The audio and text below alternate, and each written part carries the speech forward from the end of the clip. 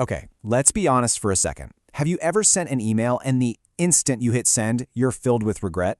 Or maybe you've snapped at someone you love in the heat of the moment? Well, today, we're diving into the power of mastering our emotions by learning how not to react. And trust me, it's a total game changer for just about every part of your life. Now, I know what you're thinking.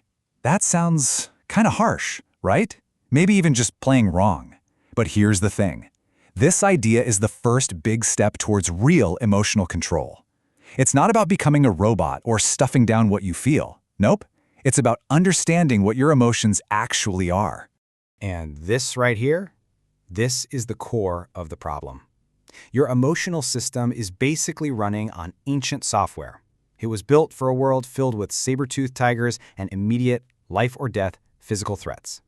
The problem is that ancient system doesn't know the difference between a predator and a critical email from your boss. It treats them both like a threat to your survival. So let's frame this the right way. The real enemy isn't the feeling itself. It's our automatic hair-trigger reaction to it. It's that impulsive thing we do that feels so justified in the moment, but almost always ends up costing us big time down the road. And believe me, the costs are staggering. This isn't just about having a bad day.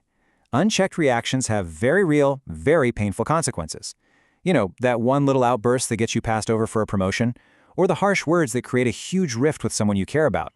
Yeah, every single time we let that impulse win, we pay a price. So why does this keep happening? Why do we feel so powerless sometimes? Well, it's not a character flaw, not at all. It's pure biology. Let's peel back the curtain and see what's actually going on inside our heads. And here it is, the key concept. The amygdala hijack. Think of your amygdala as your brain's ancient alarm system. When it even thinks it sees a threat, could be social, could be professional, anything, it just floods your system with stress hormones and takes your rational brain completely offline before it even has a chance to say a word. Now this is where it gets really interesting. It's basically a battle inside your skull.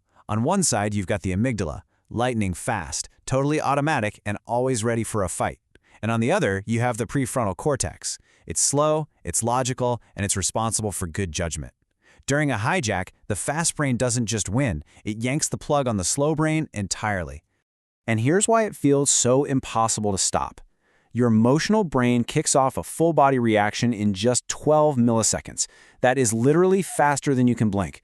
Your rational brain, on the other hand, needs almost half a second just to realize something is happening.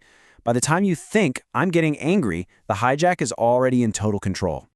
Okay, but here is the good news. It's not a lost cause. You can actually train your rational brain to get back in control. See, emotional mastery isn't some on-off switch. It's a skill you develop, and it happens in 4 very clear stages. This chart breaks down the journey perfectly. At level 1, it's the blame game. You made me angry. We've all been there. Level 2 is that super frustrating place where you can literally hear the logical part of your brain screaming, "Don't do it," but you do it anyway.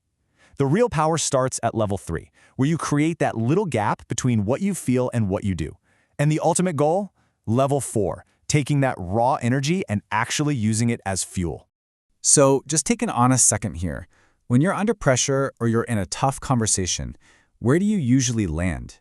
Seriously, just knowing what your default level is, that's the crucial first step to leveling up. Now, no matter where you are on that chart, the goal is always to move up. And that leads to the most important question of all. How? How do you actually build that skill, especially when you feel that anger or that anxiety starting to bubble up? This is it, right? The million-dollar question. When your logical brain is offline and all the alarm bells are ringing, you need a simple, almost mechanical system to reboot your brain and bring your logic back to the table. And here it is, the STOP method. It's simple, it's easy to remember, and it absolutely works. S is for stop, like physically freeze, take your hands off the keyboard. It's a pattern interrupt for your brain. T is for take a breath. That slightly longer exhale actually flips the switch on your body's built-in calm down system. O is for observe. What are the cold, hard facts here, and what's the dramatic story you're telling yourself? And finally, P is for proceed, with a conscious choice, not a knee-jerk reaction. So, getting a handle on these individual moments is huge, but the long-term benefit, that's where the real magic is. This isn't just about playing defense and avoiding mistakes, it's about building something incredibly powerful over time. It's like compound interest. Every smart, emotional choice you make builds on the last one.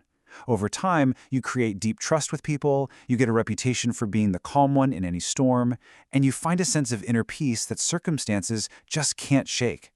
Just imagine being known as the person who is unflappable, who always makes the smart call under pressure. That's the real prize. So here's the bottom line. We want to move from being fragile, where a challenge breaks us, past being resilient, where we just bounce back, to becoming anti-fragile. And that means that stress and pressure and chaos don't just fail to break you, they actually make you stronger, smarter, and better. Ultimately, it all comes down to that tiny little gap, that fraction of a second between what happens to you and how you decide to respond. That space, no matter how small it feels, is where all your power is. It's where you build the career, the relationships, and the life that you really want. The only question is, how are you going to use it?